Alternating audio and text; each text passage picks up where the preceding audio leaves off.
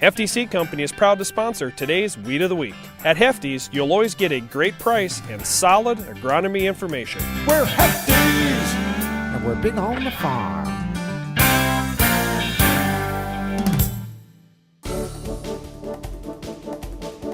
Our Weed of the Week is Biennial Wormwood Sage. Because it's a biennial plant, a lot of times we're dealing with a different type of plant in year 1 versus year 2. Are there any differences in how we're going to stop it? You have to get after it early. What I like to do is get out there with a fall treatment, and this fall is going to provide us a great opportunity because we've got an early harvest going across the country. Yeah, so probably the biggest thing is I like killing it at the end of year, well really I like killing it as soon as I see it, but I'm just saying it's relatively easy to kill at the end of year 1 because you can go out in the fall, you can go with a high rate of 2,4-D or Biennial, and you don't have a lot of worries. You don't have worries with carryover, you don't have worries that you're not going to kill this thing. You can absolutely hammer it in the fall. Well, as I mentioned, it's pulling nutrients down into the root system to be able to do that bolt stage in year 2. So if you can spray it before your first hard killing frost, you can pull more of that herbicide down as it's storing up nutrients to survive the winter, and you get a much better kill. Okay, in the spring, we have the most problem with biennial sage in soybeans because in corn, it's easy to control with status especially, or even Biennial. But in front of soybeans, it's a tough one. What I've had guys do over the years and where they've had pretty good success is use some Sencor combined with something else, maybe Sencor plus Sharpen or Sencor plus Authority, like in the mix of Authority MTZ. You need a couple of